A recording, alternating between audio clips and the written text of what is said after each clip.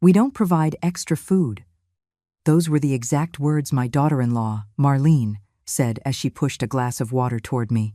Just water, while her entire family devoured fresh lobster right in front of my eyes. Enormous lobsters, the kind that cost $60 each, with melted butter shining under the restaurant lights.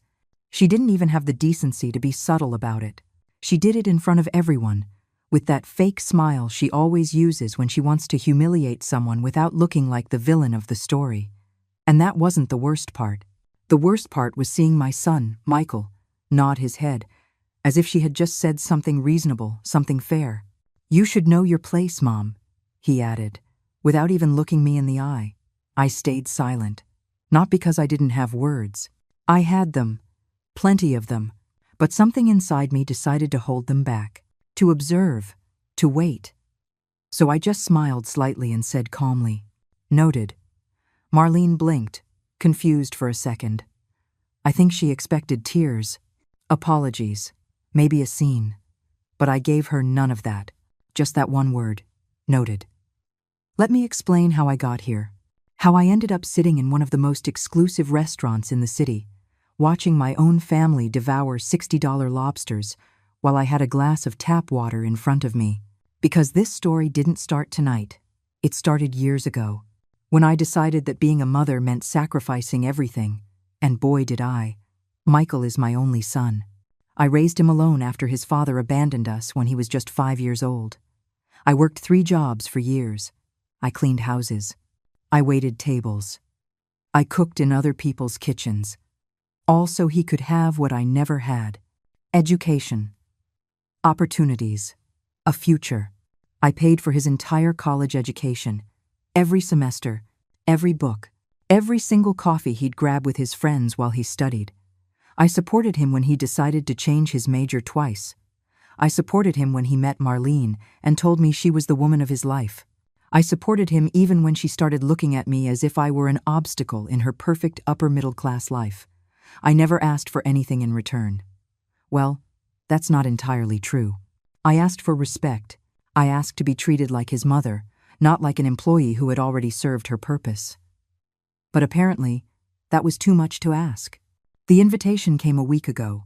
Michael called me, which was unusual because lately he only sends me short, cold text messages, the everything good or talk later kind. His voice sounded strangely kind when he said that he and Marlene wanted to invite me to dinner. "To reconnect," he said. "We feel like we've been distant, Mom. We want to fix things." How naive I was to believe him. I got dressed in the best thing I had, a pearl gray dress. Simple but elegant, nothing flashy. I've never been one to draw attention. I fixed my hair. I put on a little makeup. I wanted to look good for my son, to show him that even though I was 64 years old, I was still his mother, the woman who gave everything for him. When I arrived at the restaurant, they were all already seated. Michael, Marlene, and to my surprise, her parents as well. 4 people waiting for me at a table that was clearly set for 5. They greeted me with air kisses, the kind that don't touch the skin. Marlene smelled like expensive perfume, the kind that costs over $200. She was wearing a flawless beige dress and jewelry that sparkled so much it almost blinded me. "You're late, Helen," she said, looking at her gold watch. She called me Helen, not Mom. She never does. Just Helen, as if we were friends of the same age, as if there were no family hierarchy between us. "The traffic was terrible," I replied, taking a seat in the only empty chair, the one at the corner, almost as if they had wanted to hide me. The restaurant was impressive. High ceilings, crystal chandeliers, pristine white tablecloths, the kind of place where every dish costs what some people earn in a week. I recognized some of the patrons, businessmen, local politicians, people with real money. I wondered how Michael could afford this. As far as I knew, his job at that consulting firm paid well, but not this well. The waiter approached with the menus. Black leather-bound menus with no prices listed. That's always the sign that everything is outrageously expensive. Marlene didn't even open hers. She snapped her fingers. Yes, she literally snapped her fingers and said, 5 lobster thermidors, the large ones, and a bottle of your best white wine, 4 lobsters. Michael corrected her gently, glancing at me out of the corner of his eye. Marlene looked at him, confused, then followed his gaze to me. And then she smiled. That smile, the same one she uses when she's about to stick the knife in. "Oh, right," she said, as if she had just remembered I existed. 4 lobsters. She turned to the waiter and added, raising her voice just enough to sound casual but so everyone could hear, "We don't provide extra food. Just water for her." The waiter blinked, uncomfortable. He looked at me, expecting me to say something, to order for myself. But before I could open my mouth, Michael intervened. "It's just that Mom already ate before she came, right?" His tone was soft but firm. It wasn't a question. It was a command in disguise. I felt something break inside me. It wasn't dramatic. There was no sad background music or slow motion. Just a silent crack somewhere in my chest, where hope used to be. "Of course," I said finally. "Just water is fine." Marlene smiled, satisfied, and leaned back in her chair. The waiter nodded and walked away quickly, probably relieved to escape the tension. Marlene's parents didn't even seem to notice the exchange. They were too busy admiring the place, commenting on how exclusive it all was. And so the dinner began. Well, their dinner. I just had my glass of water, clear, cold, silent, just as I was apparently supposed to be. The lobsters arrived 10 minutes later, 4 enormous, steaming plates, with that aroma of butter and herbs that filled the whole table. The waiter placed them carefully in front of each of them. Marlene, Michael, and her parents, who hadn't even said a word to me since I arrived. Not a hello, not a how are you, nothing. It was as if I were invisible, or worse, as if I were part of the furniture. Marlene was the first to crack the shell of her lobster. The crunch echoed in the awkward silence that had settled. She took a generous piece of white meat, dipped it in melted butter, and brought it to her mouth with deliberate slowness. She closed her eyes as if she were tasting something divine. Theatrical. Everything about her was always so theatrical. "Exquisite," she murmured, delicately dabbing the corners of her mouth with her napkin. "Absolutely exquisite. This place never disappoints." Her mother nodded enthusiastically. "It's the best restaurant in the city, without a doubt. So exclusive, so refined." Michael also began to eat, though I noticed he avoided looking at me. He kept his eyes fixed on his plate, concentrating on breaking apart the lobster as if it were the most important task in the world. Coward. My son, the man I raised to be brave, to stand up for what's right, had become a coward. I remained seated, hands in my lap, observing. My glass of water was still there, untouched. I didn't even feel like drinking it. It wasn't about thirst. It was about dignity. And in that moment, I felt like they had ripped every last ounce of it from me. Marlene's father, a heavy-set man with a gray mustache and an air of superiority, finally spoke. "Michael, your mother is very quiet. Has she always been like this?" He spoke about me as if I weren't there, as if I were a topic of conversation and not a real person sitting less than 3 feet away. Michael swallowed his bite before answering. "Mom has always been simple, humble. You know, she comes from a different generation." "Humble," Marlene repeated. And there was something venomous in the way she pronounced that word. Yes, definitely humble. I wanted to say something. I wanted to scream at them that humble didn't mean invisible, that simple wasn't a synonym for stupid. But I held back, because something inside me told me to wait, to observe, to let them keep digging their own grave. Marlene's mother poured herself more wine. The bottle was already half empty. "These must be such difficult times for people your age, Helen, with no stable income, not enough savings. It's a shame the older generation didn't know how to plan for their future better." There it was, the first direct blow, disguised as concern, but it was a blow nonetheless, implying that I was a burden, that I was poor, that I hadn't done anything with my life. "Mom gets by just fine," Michael said, but his tone was defensive, weak, as if he didn't believe what he was saying himself. Of course," Marlene replied quickly, but her smile said the opposite. "We all do what we can with what we have. Although, well, some of us have more than others." Silence. A silence so thick you could cut it with a knife. No one defended me. No one said, "Hey, that was out of line." No one. Marlene continued eating, now with more enthusiasm. Between bites, she started talking about her life, her accomplishments, about everything she had achieved, as if she needed to constantly highlight the difference between her and me. "We just closed on the new condo," she announced, looking at her parents with pride. 3 bedrooms, park view, 12th floor. It cost $450,000, but Michael and I decided it was worth the investment. Her father raised his glass. "Let's toast to that. To success. To the future." Everyone raised their glasses. Except me, of course. I didn't have a glass. Just my glass of water, which now seemed to mock me with its transparency. "And the best part," Marlene continued, "is that we'll finally have the space we always wanted. No interruptions, no unexpected visits, no having to worry about accommodating people who just show up unannounced." She looked directly at me when she said that, directly into my eyes.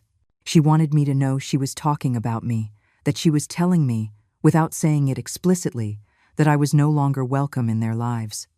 Michael coughed uncomfortably. "Marlene, I don't think that's necessary." "Necessary what?" she interrupted him, with that fake sweetness she had mastered. "I'm just sharing our good news. Is there a problem with that?"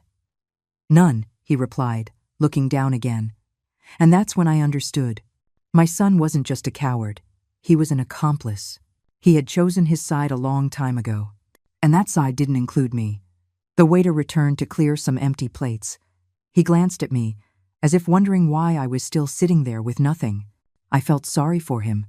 He had probably seen 1,000 awkward scenes in this restaurant, but this one had to be in the top 5. "Would you like dessert?" he asked in a professional voice.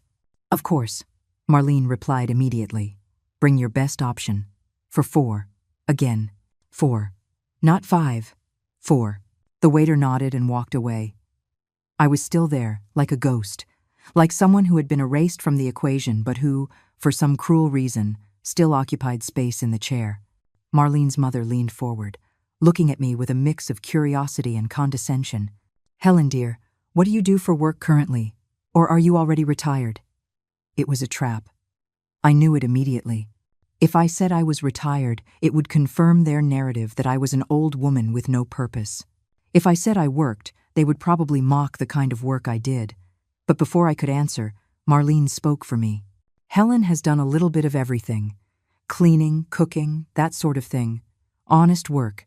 Nothing to be ashamed of course." The way she said honest work sounded like the exact opposite. It sounded like contempt, like superiority, like, "Thank God I never had to lower myself to that." "Admirable," Marlene's father said, but his tone was condescending. Hard work should always be respected, though of course, we made sure Marlene had every opportunity so she wouldn't have to go through that. I nodded slowly. I said nothing. I just nodded. Because every word that came out of their mouths was just another reason to wait.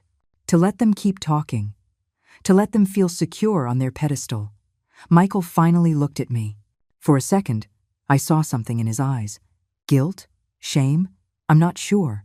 But it disappeared as quickly as it appeared. "Mom," he said softly, "are you okay? You're very quiet." "I'm perfectly fine," I replied calmly.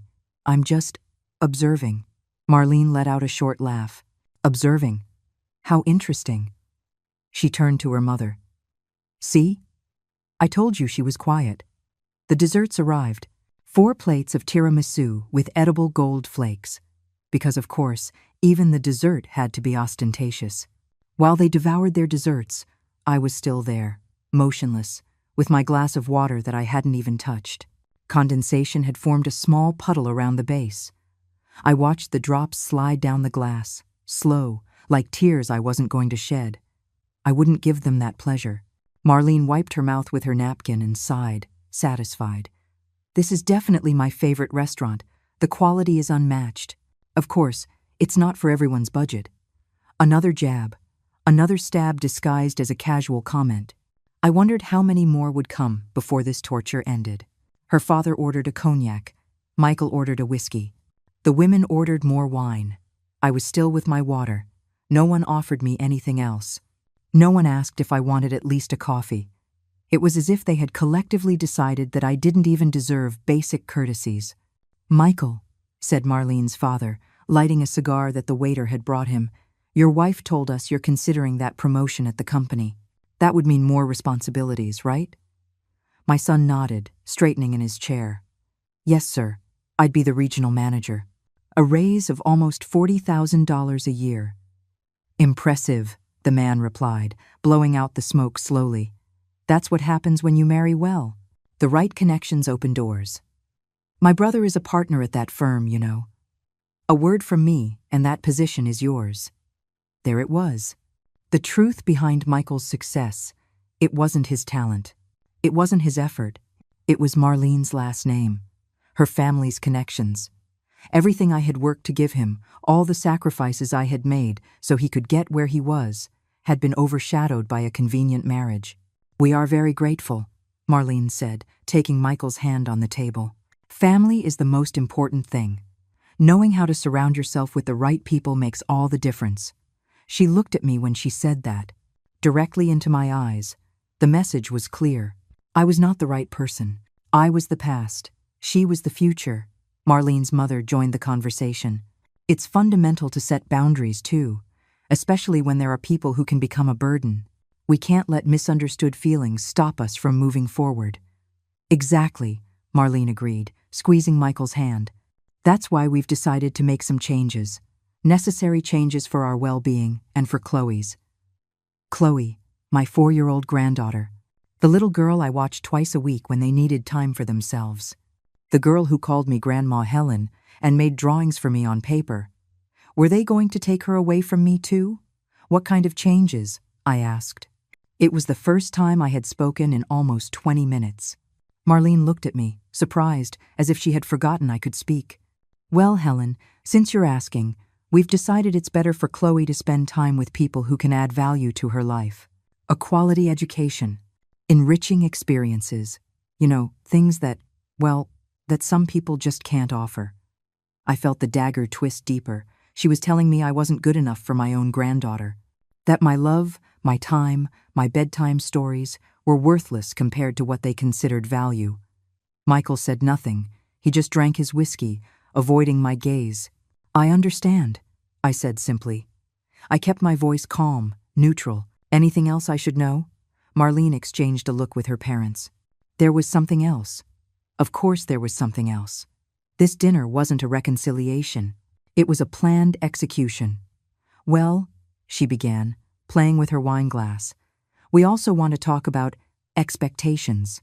Michael and I have built a life of a certain standard. A life that requires maintaining certain standards. And frankly, Helen, some of your appearances have been a bit embarrassing." "Embarrassing?" I repeated, feeling the rage begin to simmer under my skin, though my face remained serene.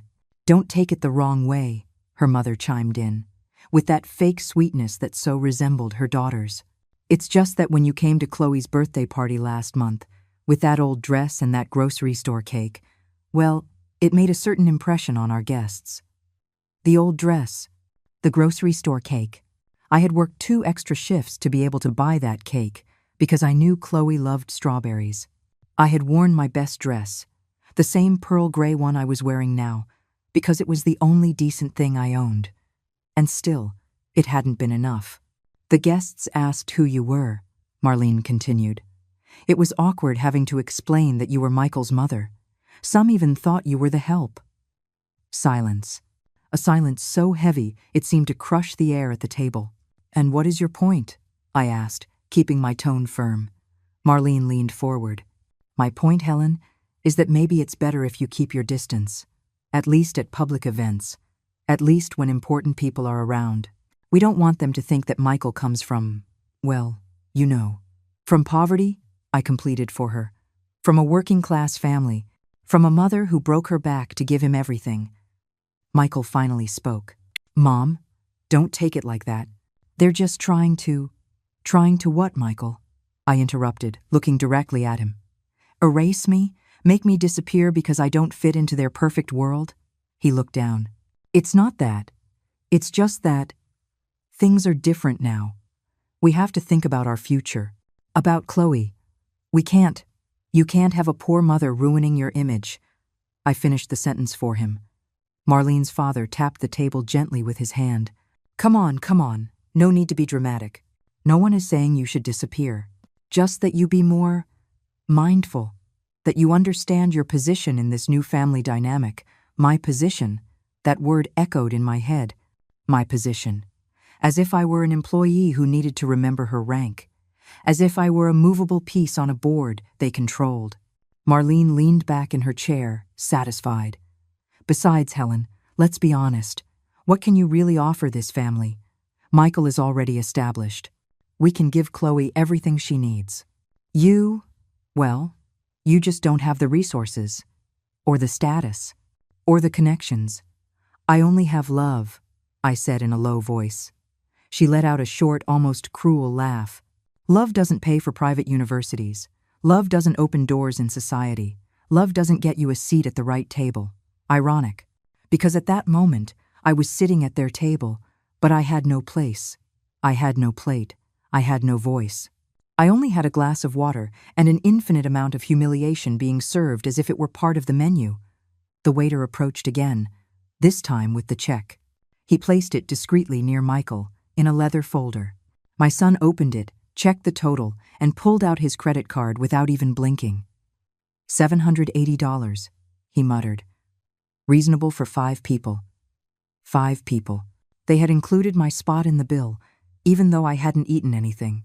They had paid for my humiliation. For my empty chair. For my silence.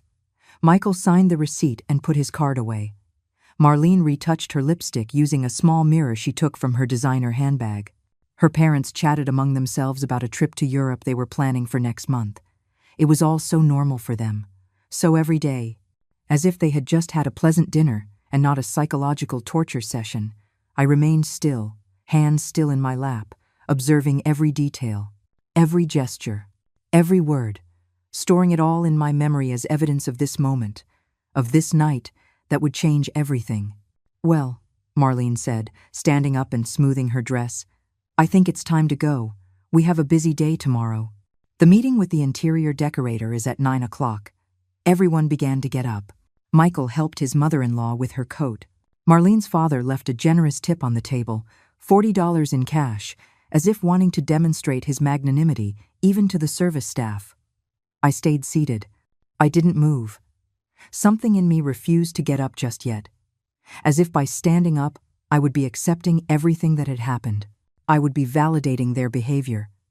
Mom, Michael said, looking at me impatiently. Let's go. We have to drop Marlene's parents at their house. In a moment, I replied calmly. I need to use the restroom first. Marlene rolled her eyes. Seriously? Take your purse then. We'll meet you outside. They wanted to get rid of me, quickly, as if my presence were contaminating, as if the longer I spent with them, the more risk they ran of someone important seeing us together. I stood up slowly, picked up my simple cloth purse, and walked toward the restrooms. I felt their stares on my back. They probably thought I was pathetic. An old, humiliated, defeated woman, escaping to the bathroom to cry in private.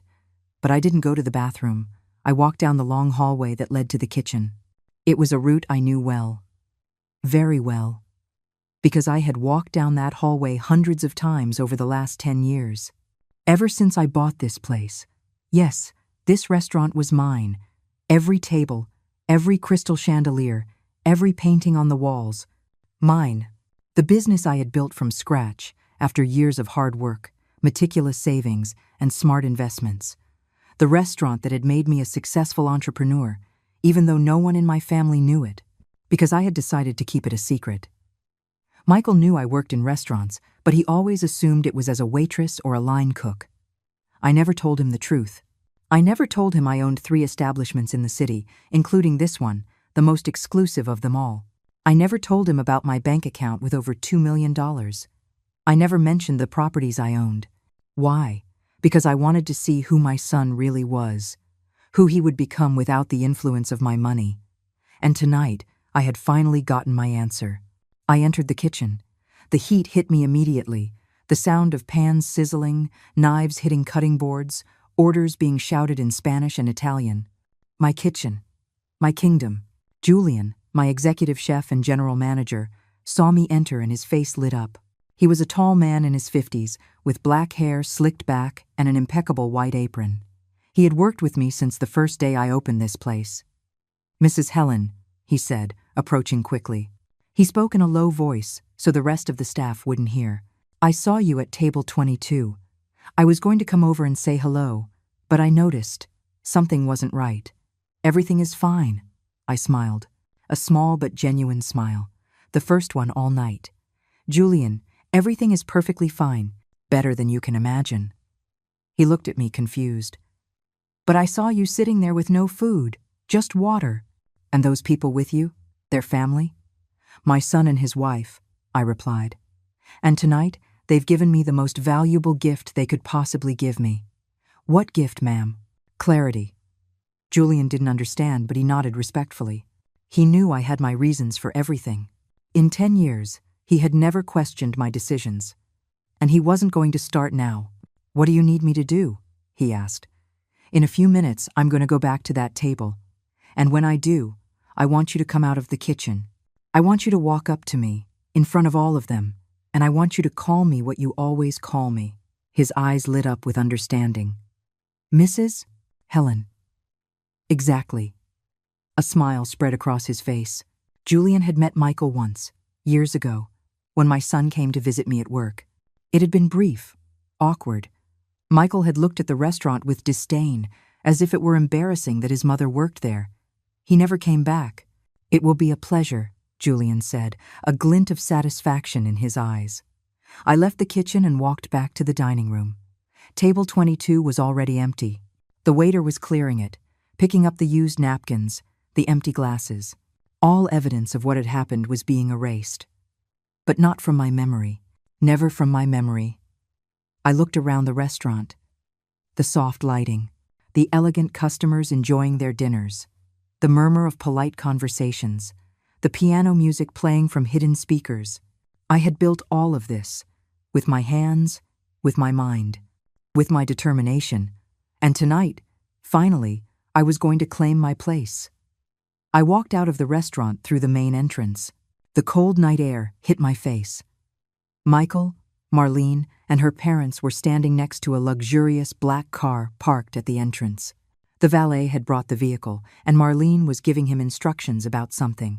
They saw me come out, and Michael raised his hand in a quick wave. "Well, Mom, thanks for coming. It was educational." "Very educational," Marlene agreed, that fake smile plastered on her face. "I hope you understood everything we talked about tonight, that you've understood your position." "Oh, I understood it perfectly," I replied, remaining calm. "The question is, do you understand yours?" Marlene frowned. "Excuse me?" "Nothing," I said, smiling slightly, just thinking out loud. Marlene's father opened the car door. "Well, it's been interesting to finally meet you, Helen. Michael talks about you very little, but now I understand why."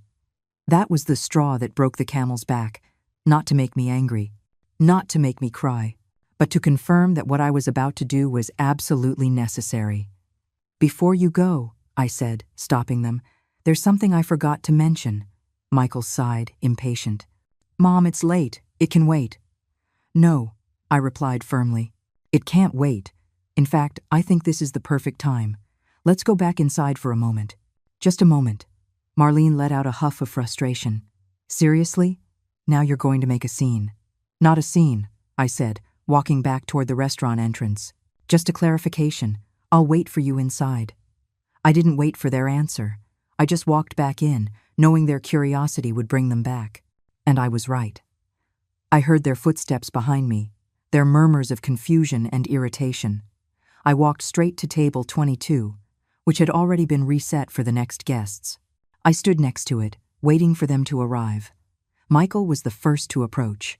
"Mom, what are you doing? You're embarrassing us." "Embarrassing you?" I repeated softly. "How interesting that you use those words. Tell me, Michael, how do you think I felt for the last 2 hours?" Michael opened his mouth to answer, but Marlene cut him off. Look, Helen, I don't know what you're trying to do, but we've had enough drama for one night. If you want to play the victim, do it some other time and some other place. Marlene's parents had approached too, looking at me with a mix of confusion and irritation. Her father checked his watch ostentatiously. We really have to go. We have important engagements tomorrow. This won't take long, I said, keeping my voice calm. I just want to make sure we all understood what happened here tonight. What happened, Marlene said with exasperation, was a family dinner where necessary boundaries were set. Boundaries that, frankly, should have been set a long time ago. Boundaries, I repeated, savoring the word. How interesting. Like the boundary of not giving me food because I'm not valuable enough to share the table? Michael blushed. Mom, I already explained that. You explained nothing. I interrupted him, and for the first time all night, my voice had an edge. You sat me at a table, gave me water, and let me watch all of you eat lobster while you told me I don't deserve a place in this family. You're exaggerating, Marlene muttered, crossing her arms. Exaggerating, I said, looking directly at her. Tell me, Marlene, what do you call it when you invite someone to dinner and deprive them of food? What do you call it when you deliberately humiliate someone in front of others? What do you call it when you tell a mother she isn't good enough to see her own granddaughter? The silence that followed was tense. Some customers at nearby tables had started to look.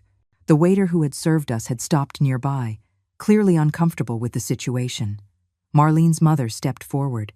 Look, dear, I understand your feelings are hurt, but sometimes the truth hurts. And the truth is, Michael has surpassed his origins. He has built something better, and that requires leaving certain attachments behind. Attachments? I repeated, feeling how every word was another brick in the wall I was building between us. That's what you call a mother who sacrificed everything for her son. A sacrifice nobody asked you for. Marlene snapped suddenly, and there was anger in her voice now. Nobody forced you to be a single mother. Nobody forced you to work mediocre jobs. Those were your decisions, and frankly, you can't expect Michael to carry your poverty forever. There it was, the truth without filters, without pretense, raw and cruel. Michael said nothing. He didn't defend me. He just stared at the floor, like a child waiting for a storm to pass. I understand, I said finally. So let me ask you something. How do you like this restaurant? The question took them by surprise. Marlene frowned. What? The restaurant, I repeated, making a wide gesture with my hand. Did you like it? Did you find it high quality? Exclusive enough for you? Marlene exchanged a confused look with Michael. It's excellent. You know that. It's one of the best in the city. Why are you asking? Just curious, I replied. Because earlier you said I had only worked mediocre jobs. Cleaning, cooking, that sort of thing. And you're right. I worked cleaning houses for years. I worked in kitchens for even more years. What are you getting at? Marlene's father asked, losing his patience. I'm getting to the fact that I did indeed work in kitchens, I continued, including the kitchen of this restaurant. In fact, I spent many hours in that kitchen, developing the menu, training the staff, making sure every dish that went out was perfect. Michael looked up, confused. What are you talking about? I'm talking about my work, Michael. My mediocre job, as Marlene called it. I'm talking about the long hours I spent building something from scratch. Something that is apparently good enough for you. Marlene let out a nervous laugh. Helen, I don't think you understand. This restaurant is owned by... Wait, her face changed. You work here? You're a cook here? I worked here, I corrected. But not as a cook. At that moment, as if perfectly orchestrated, Julian came out of the kitchen. He was wearing his immaculate uniform, his posture erect, his expression professional but with a hint of satisfaction in his eyes. He walked directly toward us, and every eye in the restaurant seemed to follow him. He stopped in front of me, with a slight bow. He said, in a loud, clear voice, Mrs. Helen, pardon the interruption. There's a matter in the office that requires your attention. Could you please review it before you leave for the night? The silence was absolute. Michael blinked. Mrs. Helen? Julian glanced at him briefly before turning his attention back to me. Yes, Mrs. Helen, the owner of this establishment. Marlene's jaw dropped. Literally. Her jaw fell open and her eyes went wide as plates. What? Owner, Julian repeated, as if explaining something to a child. The person who signs my paycheck every month. The person who built this place 10 years ago and turned it into what it is today. Marlene's father took a step back, as if he had just been physically struck. His wife brought a hand to her mouth. Michael stared at me, as if he were seeing me for the first time. Mom, you? Yes, I said simply. Me, the woman who apparently has no resources. The woman who has no status. The woman who embarrasses her family with her old dresses and her grocery store cakes. That woman owns the restaurant where you all just spent $780 to humiliate me. Marlene tried to speak, but no words came out. She opened and closed her mouth several times, like a fish out of water. Impossible, she finally muttered. This is… how? How, I repeated. With those mediocre jobs you despise so much. With every dollar I saved for years. With smart investments. With hard work. With sacrifice. Everything that apparently means nothing to you. Julian was still standing next to me, like a silent guardian. Some of the kitchen staff had come out and were watching from a distance. The customers at nearby tables were no longer hiding their interest. This had become a spectacle. But you said you worked in restaurants, Michael stammered. You said you waited tables that you cooked. And I did, I confirmed. I did all of that while I was building my business. While I was learning every aspect of this industry. While I was investing every penny I earned into growing something worthwhile. Something that, ironically, you consider good enough for your standards. Marlene's father found his voice. If you're so successful, why did you never say so? Why keep it a secret? Because I wanted to know, I replied, looking him straight in the eye, who my son really was without the influence of my money. I wanted to see if he would love me for who I am, not for what I have. And tonight, I got my answer. Michael turned pale. Mom, I didn't know. Exactly, I interrupted. You didn't know. And without knowing, you treated me like trash. You sat me at this table, denied me food, humiliated me in front of your in-laws, and told me I should know my place. Marlene finally regained her speech, though her voice was trembling. Wait, this doesn't make sense. If you have so much money, why do you live in that tiny apartment? Why do you wear simple clothes? Why did you bring a grocery store cake to Chloe's birthday? Because money doesn't define who I am, I answered calmly. I live modestly because I choose to. I wear simple clothes because I'm comfortable that way. And I bought that cake because my granddaughter loves strawberries. And that cake had the freshest strawberries I could find. I don't need to prove my worth to anyone with designer labels or luxury cars. But you could have told us, Michael insisted, and there was something desperate in his voice now. You could have told us you had all this. For what? I asked, and I let the question hang in the air for a moment. So you would treat me well? So you would respect me? Respect isn't bought, Michael. It's earned, or it should be earned, simply by virtue of me being your mother. Julian cleared his throat gently. Mrs. Helen, would you like me to call security? If these people are making you uncomfortable? That won't be necessary, Julian, I said, touching his arm briefly. They're my family.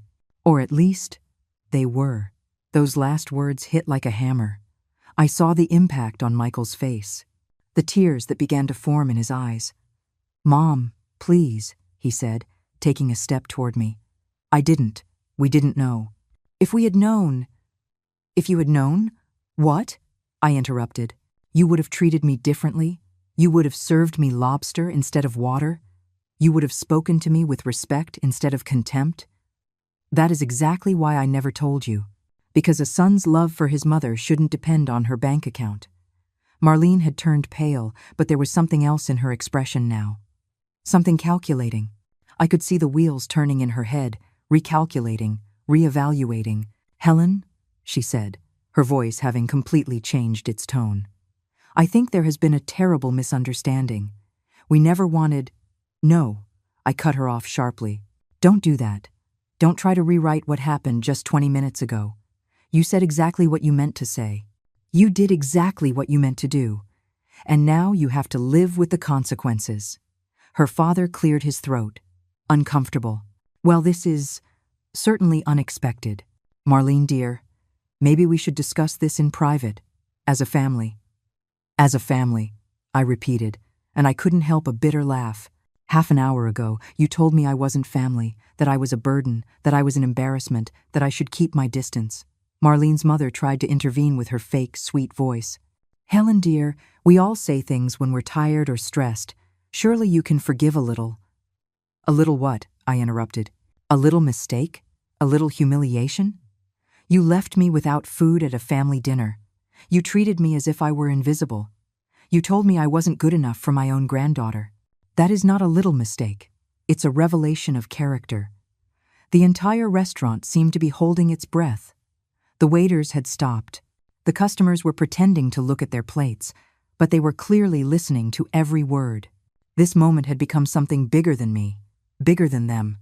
It had become a public lesson. Michael took another step toward me, and now the tears were streaming down his face. Mom, please, you're right. Everything you said is true. I was a coward. I was cruel. I let Marlene treat you like that, and I did nothing to stop her. But I can change. We can fix this. You can change? I asked softly. Michael, you're 32 years old. You're not a child.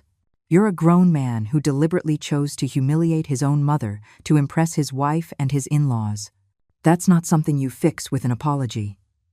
Then what do you want? He asked, real desperation in his voice. Tell me what I have to do to fix this. I looked at my son, at this man I had raised with so much love, so much sacrifice. I saw the 5-year-old boy who cried in my arms after his father left us. I saw the proud teenager the day he got into college. I saw the nervous young man on his wedding day. And now I saw the man who had betrayed me in the deepest way possible. I don't know if you can fix this, I said honestly. I don't know if I want you to fix it.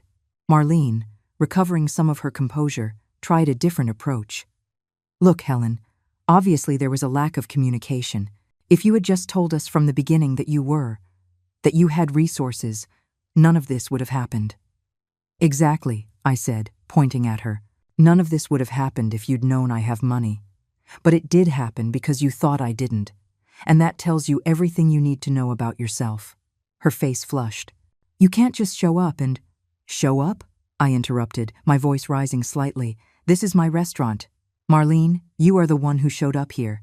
You are the one who sat at my table, ate my food, and used my establishment as a stage to humiliate me. And now you have the nerve to tell me I'm the one who's out of line? Julian stepped forward.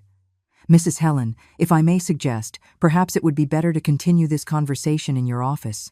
The customers are starting to get concerned. I looked around. He was right. Some customers looked uncomfortable, others fascinated. But this was a business, and business required a certain decorum, no matter how justified my outrage. You're right, Julian, I said. But there will be no conversation in my office. Everything that needed to be said has been said. I turned back to Michael. I'm going to tell you something, son, and I want you to listen closely, because it will probably be the last thing I say to you for a long time. The money I have, the businesses I built, the properties I own, I did it all thinking about your future, thinking about leaving you something when I'm gone, thinking about making sure your daughter, my granddaughter, would have opportunities. Michael was sobbing openly now. Mom. But tonight, you taught me something valuable, I continued. You taught me that giving money to someone who doesn't respect you isn't generosity, it's weakness. You taught me that the real legacy isn't what you leave in a bank account, but the values you instill. And clearly, I failed at that. You didn't fail, he said through his tears. I failed. I ruined everything. Yes, you did, I confirmed, and the words were like knives. But do you know what the worst part is, Michael? It's not that you treated me poorly tonight. It's that you probably would have kept doing it if you hadn't found out I have money. That's the part that hurts the most. Marlene tried to get closer. Helen, I understand you're angry, but let's be reasonable. We're family. We can get past this. Family, I repeated, looking at her coldly. Family doesn't humiliate. Family doesn't despise. Family doesn't leave you with a glass of water while everyone else eats in front of you. You don't know what family means, Marlene. And sadly, my son seems to have forgotten too. Marlene's father, who had remained relatively quiet, finally spoke in a tone that tried to be authoritarian. Look, ma'am, I understand you feel offended, but you're making an unnecessary scene. We are respectable people. We don't deserve to be publicly humiliated this way. I turned to him slowly, and something in my expression must have made him take a step back. Publicly humiliated, I repeated, and my voice was dangerously calm. Interesting choice of words. Tell me, what exactly did you all do to me half an hour ago? What would you call leaving someone without food at a family dinner? Telling her she needs to know her place? Implying she's too poor and embarrassing to be around her own family? He didn't answer. He just clenched his jaw and looked away. That's what I thought, I said. The humiliation only counts when it happens to you, right? When I suffer it, it's just setting necessary boundaries. Right. Marlene's mother touched her husband's arm. Honey, maybe we should go. This is clearly not going anywhere. Oh no, I said quickly. Not yet. Because there's something else I need to say, and you're all going to hear it. Julian was still by my side, his presence silent but comforting. Some of my staff had moved closer, forming a discreet semicircle behind me. They were people who knew me, who had worked with me for years, who knew who I really was. Their loyalty in this moment meant more than I could express. Marlene, I said, looking her straight in the eye. You said I couldn't offer anything of value to this family, that I had no resources, status, or connections. Let me correct you on that. She looked at me with a mix of fear and resentment. I own 3 restaurants in this city, I continued. This is the most exclusive, but the other 2 are also very successful. I own commercial properties in 2 different states. I have investments in tech, real estate, and international markets. My net worth is over $2 million. And I built it all with those mediocre jobs you despise so much. The silence was absolute. I could hear the clock ticking on the wall, the distant murmur from the kitchen, my own heart beating in my ears. As for connections, I continued, look around this restaurant. See that man in the corner booth? He's the mayor of this city. He dines here twice a month. The woman by the window? She's a superior court judge. The group at the large table are executives from the biggest corporation in the state. All of them know me. All of them respect me, not because I have money, but because I built something valuable, and I did it with integrity. Michael had slumped into a chair, his face in his hands. His shoulders shook with silent sobs. But do you know what's the most ironic part of all this, Marlene? I said, leaning slightly toward her. That promotion Michael is waiting for, the one your uncle is supposedly going to get for him? I could make one phone call and secure it in 5 minutes. The CEO of that company dines here every Friday. I've known him for 6 years. But I never did it, because I believed Michael should earn things for himself, just like I did. Marlene looked dizzy. She held onto the back of a chair for balance. And as for status, I continued, addressing all of them now, let me explain something to you about real status. It's not about how much money you have, or what clothes you wear, or what car you drive. It's about how you treat people when you think they can offer you nothing in return. It's about integrity, compassion, and respect. And by that measure, all of you are absolutely penniless. Marlene's mother let out a choked sound, as if she'd been slapped. Tonight, you tested my character, I said, my voice softer now, but no less intense. You humiliated me to see what I would do, if I would cry, if I would beg, if I would leave in silence. But what you didn't expect was this. You didn't expect me to have power, and now that you know I have it, you want to take it all back. You want to pretend nothing happened. You want us to be family again. I paused, letting my words sink in. But family doesn't work that way, I continued. You can't turn it on and off like a switch to suit your convenience. You can't mistreat someone and then expect everything to go back to normal when you find out that person has something you want. Michael lifted his head. Mom, please, I'll do anything. Anything. Give me a chance to prove I can change. I looked at my son, this broken man in front of me, and I felt something complicated in my chest. love mixed with disappointment, sadness mixed with rage, the maternal instinct that told me to forgive him, fighting against the woman who knew she deserved more. Michael, I said gently, the problem isn't whether you can change. The problem is that you shouldn't need a dramatic revelation to treat your own mother well. The problem is that your respect for me was dependent on what you thought I could or couldn't offer you. I was blind, he said, sobbing. Marlene had me blind, but that's no excuse. I should have been stronger. I should have defended you. Marlene took a step back, outraged. Now, you're blaming me? You agreed with everything. You said those things too.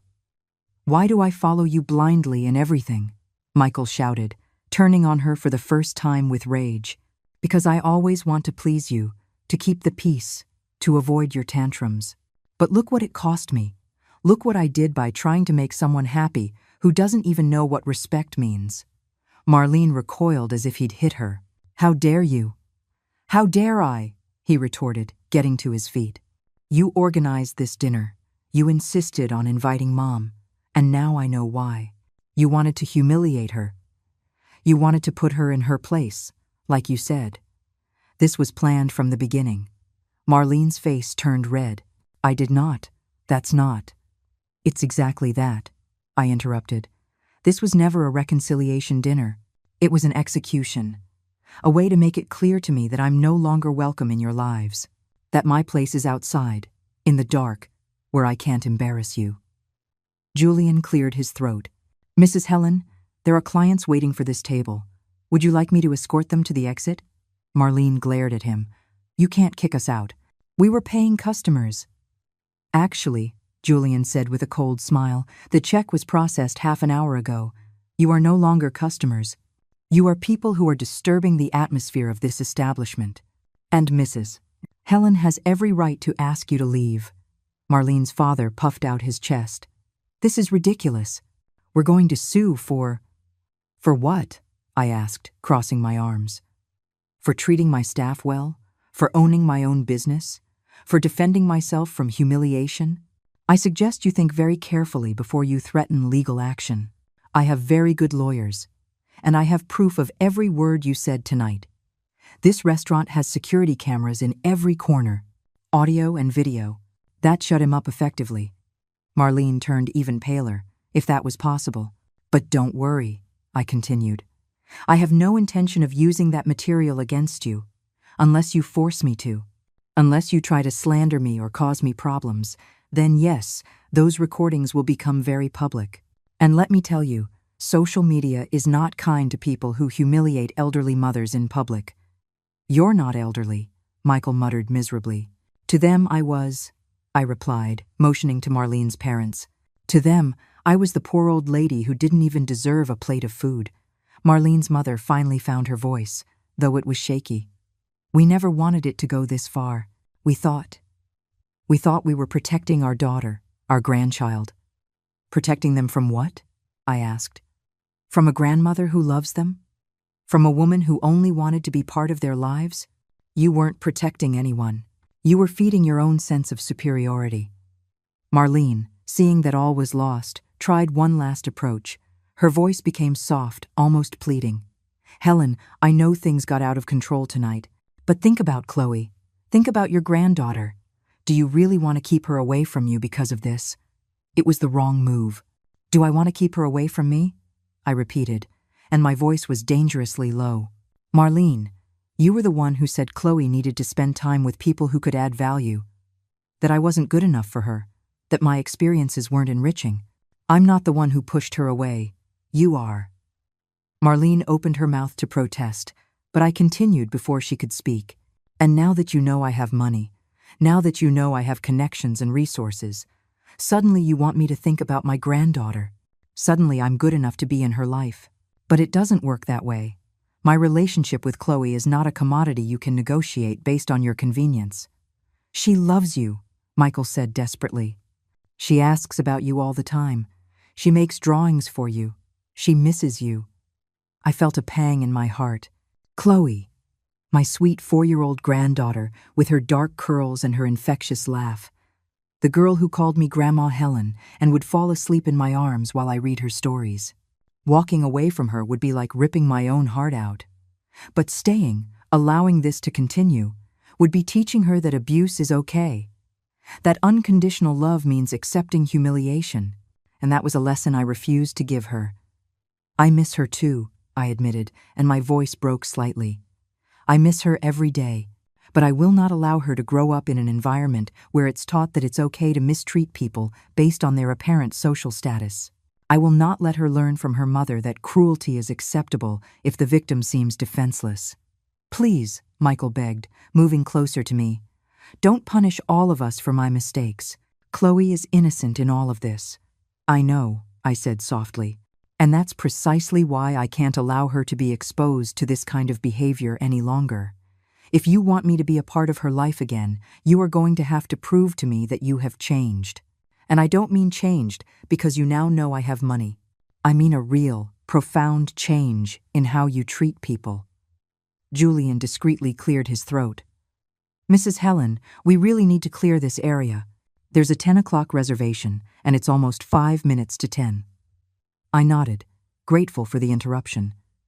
This conversation was draining every ounce of energy I had left. You're right, I said, looking at each of them. It's time for you to go. All of you. And then what? Michael asked, his voice broken. You just erase us from your life? After everything? No, I replied. You erased me from yours tonight. I'm just respecting your decision. But we said terrible things because we didn't know, Marlene insisted, panic in her voice now. If we had known the truth, that is exactly the problem, I interrupted. That your behavior depends on what you think someone can offer you. That's not respect. That's opportunism. Marlene's father stepped forward, trying to regain some dignity. Look, obviously we all made mistakes tonight, but we're reasonable people. We can reach an agreement. An agreement? I repeated, almost laughing at the audacity. What kind of agreement are you proposing? We pretend nothing happened in exchange for… What? Access to my money? My connections? My resources? That's not it, he said quickly, though his expression betrayed him. It was exactly that. I'll tell you what I'm going to do, I announced, straightening up and looking at all of them. I'm going to give you time. Time to think about what you did. Time to reflect on what kind of people you want to be. And time to decide if you truly value people for who they are, or only for what you can get from them. How much time? Michael asked anxiously. As long as it takes, I answered. It could be a month. It could be 6 months. It could be never. It's entirely up to you. Marlene let out a sound of frustration. That's not fair. You can't just leave us hanging like this. Not fair? I repeated, my voice rising slightly. You know what's not fair, Marlene? It's not fair to invite someone to dinner and deny them food. It's not fair to deliberately humiliate your mother-in-law in front of your family. It's not fair to tell a grandmother she isn't good enough for her own granddaughter. That is what's not fair. She shrank back at my tone, speechless for the first time all night. Now, I said, gesturing toward the exit, it's time for you to go. Julian will escort you to the door. Julian stepped forward, professional but firm. This way, please. Michael made one last attempt. Mom, please. I love you. I've always loved you. I made a terrible, unforgivable mistake, but you have to believe me when I say I'm sorry. I looked at him, this man who had been my entire world for more than 3 decades. I saw the tears in his eyes, the desperation on his face, and part of me, that maternal part that never dies, wanted to comfort him, wanted to hold him and tell him everything would be okay. But another part of me, the part that had been trampled on tonight, the part that deserved dignity and respect, held firm. Love without respect isn't love, I said finally. It's dependence. It's manipulation. It's convenience. And I have spent my whole life confusing one for the other. But tonight, you taught me the difference. I can learn, he insisted. I can be better. Give me a chance. I already gave you every chance in the world, I replied. I gave you my youth. I gave you my money. I gave you my time. I gave you my unconditional love. And you chose to use me as a stepping stone and then kick me away when you thought you didn't need me anymore. The words were harsh, but they were true, and they needed to be said. Marlene's mother grabbed her daughter's arm. "Let's go, dear. We've caused enough of a scandal for one night." "But Mom said we can fix this," Marlene protested weakly. "Not tonight," her mother said, pulling her toward the exit. "Definitely not tonight." Marlene's father followed his wife and daughter, but not before shooting me a look that mixed resentment with something like reluctant respect. Michael was the last to move, dragging his feet like a punished child. He stopped at the entrance and turned back to me one last time. "Can I at least call you? Send messages? Anything?" I considered the question. Part of me wanted to say yes, to keep that line of communication open, but I knew if I did, we'd fall right back into the same patterns. He would apologize, I would forgive, and nothing would really change. "When you're ready to have a real conversation," I said, "when you're ready to make real changes and not just say what you think I want to hear, then you can contact me. But not before." "How will I know when I'm ready?" he asked. "You'll know," I replied simply. "When you can look at what happened tonight and fully understand, without excuses or justifications, the depth of the damage you caused. When you can recognize that the problem wasn't that you didn't know I had money, but that you believed it was acceptable to treat me that way in the first place. When you get to that point of understanding, then you'll be ready." He nodded slowly, tears streaming down his face. "I love you, Mom." "I love you too," I admitted, and it was true. That's why this hurts so much. That's why I need this to mean something. That's why I can't just forgive and forget as if nothing happened. Julian gently touched Michael's shoulder. "Sir, please, I need to ask you to leave now." Michael nodded, wiping his tears on the back of his hand. He walked toward the door, his shoulders slumped, defeated. I watched them all leave, one by one, until they disappeared into the night. The restaurant was silent for a moment. Then, slowly, as if someone had pressed play after a pause, the conversations resumed. Silverware clinked against plates. Life went on. Julian walked over to me, his expression concerned. "Mrs. Helen, are you all right? Do you need to sit down? A glass of water? Though I suppose you've had enough water for one night." In spite of everything, I let out a laugh. A small, tired, but genuine laugh. "I'm fine, Julian," I said, touching his arm gratefully. "Or at least I will be, eventually." He nodded with understanding. "What you did tonight was brave. Difficult, but brave. And if I may say so, absolutely necessary." "Do you think I was too harsh?" I asked, surprising myself with the question.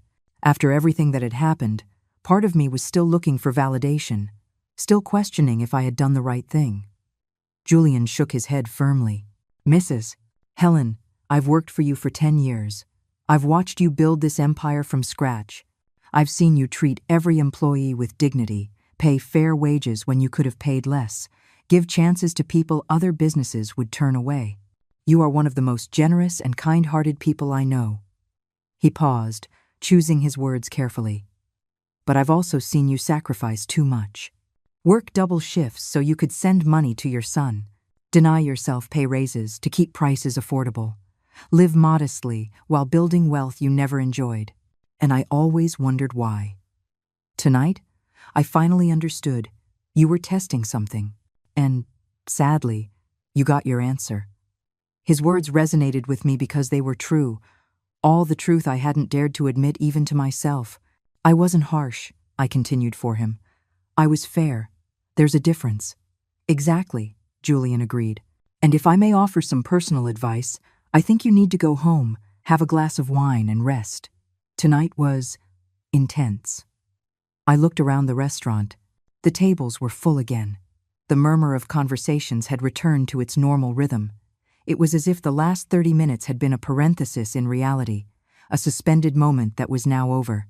But for me, nothing would ever be the same. "You're right," I said finally. "I'm going home. You'll handle closing tonight." "Of course, ma'am. As always." I walked to my office in the back of the restaurant, a small but cozy space with an old desk, shelves full of cookbooks and recipes, and photos on the walls. Photos of the restaurant opening, of special events, of my team. And yes, there were some of Michael, too. Michael graduating from college. Michael at his wedding. Michael holding a newborn Chloe. I picked up one of the photographs, the one from his graduation. His smile was huge, proud. I was beside him, smiling too, my hands on his shoulders. We looked happy. We looked like a real family. I wondered when exactly it had all broken. Was it gradual? Were there signs I ignored? Or was it sudden? A change I didn't see coming. Probably a little of both. I placed the photo back in its spot and grabbed my purse. I turned off the office lights and walked out the back door, the one that led to the private parking lot where I kept my car. It was nothing flashy, just a reliable 5-year-old sedan. Another example of my choice to live modestly despite having the means to do otherwise. The cold night air hit my face. I took a deep breath, letting it fill my lungs, cleansing me somehow. The sky was clear, full of stars that glittered like tiny reminders that the world was bigger than my pain. I drove home in silence, no music, no radio, just me and my thoughts. I thought about Michael when he was little, how he used to hug me and tell me that when he grew up, he'd buy me a big house. I thought about all the times I sacrificed my own needs for his. I thought about the years of hard work, the sleepless nights, the skipped meals so he could eat. And I thought about how, despite all of that, I had ended up sitting in my own restaurant, watching him eat lobster while he gave me only water. I arrived at my apartment, the same small but comfortable apartment where I had lived for 15 years. 2 bedrooms, a modest kitchen, a living room with old but comfortable furniture. Marlene had asked why I lived like this if I had so much money. The answer was simple. This place was mine. I had earned it. And I didn't need to prove anything to anyone. I made myself a cup of tea, sat on the sofa, and finally let the tears come. I cried for the relationship I had lost. I cried for my granddaughter, who I probably wouldn't see for a long time.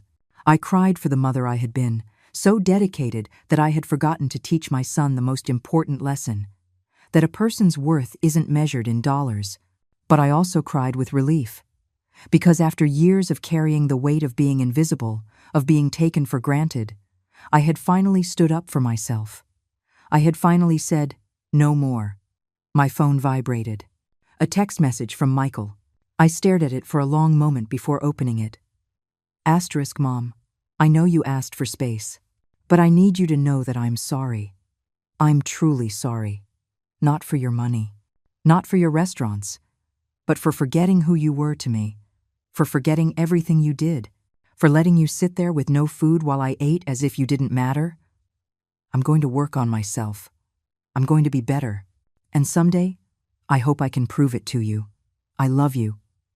Asterisk, I read the message 3 times. The words sounded sincere, but words always sound sincere in the heat of the moment, after being caught. True change would be shown with time, with actions, not with panicked text messages. I didn't reply. Not yet. Instead, I opened my photo gallery and looked for pictures of Chloe, my sweet granddaughter smiling in her yellow dress at her last birthday. Holding the grocery store cake, I had brought her the one that had apparently caused such embarrassment. But in the photo, she looked radiant, happy, loved. That was what mattered. Not the price of the cake, not the brand of the dress, but the love behind the gesture. And if there was one thing tonight had taught me, it was this. Love without respect isn't enough. Sacrifice without recognition isn't noble. It's self-destructive. And teaching people to walk all over you doesn't make them better. It only makes you smaller. I leaned back on the sofa, holding my cup of tea, and stared at the ceiling. I thought about the future. What would I do now? What would life be like without that toxic family dynamic consuming my energy? And for the first time in years, I felt something like hope. Maybe I would use more of my money on myself. That trip to Italy I had always wanted to take. Those painting classes I was interested in. Maybe I'd renovate this apartment, not because I needed to impress anyone, but because I deserved it. Maybe I'd invest more in my other restaurants, expand the business. Maybe I'd start a foundation to help single mothers who were struggling, just like I had. The possibilities were endless, and for the first time in a long time, I felt like my life belonged to me again. My phone vibrated again. Another message, but this time from an unknown number. I opened it curiously. Mrs. Helen, this is Martin Reyes from the restaurant tonight, table 18. I witnessed what happened with your family. I just wanted to say that what you did was extraordinary. The respect you showed for yourself, the dignity with which you handled the situation, was inspiring. My wife and I are regular customers, but after tonight, we are admirers. Thank you for reminding us that standing up for yourself isn't cruelty, it's self-love. Asterisk. I read the message twice, feeling something warm expand in my chest. A stranger, someone who owed me nothing, had taken the time to find my number and send me words of encouragement. I replied briefly, "Thank you. Your words mean more than you can imagine," and it was true.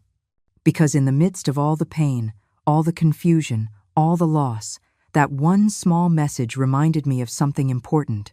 I had done the right thing. I finished my tea and went to my room. I changed into comfortable clothes, washed my face, and looked at myself in the mirror.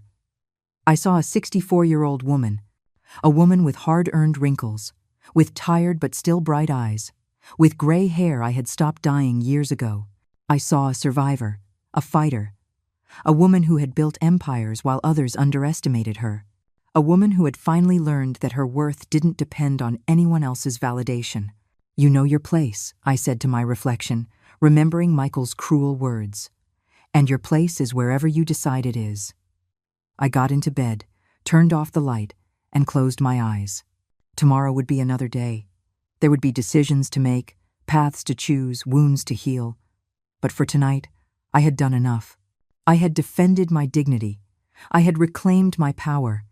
I had shown that some people learn to know their own place while others learn to own theirs. And I, finally, after a lifetime of sacrifice and silence, was the owner of mine.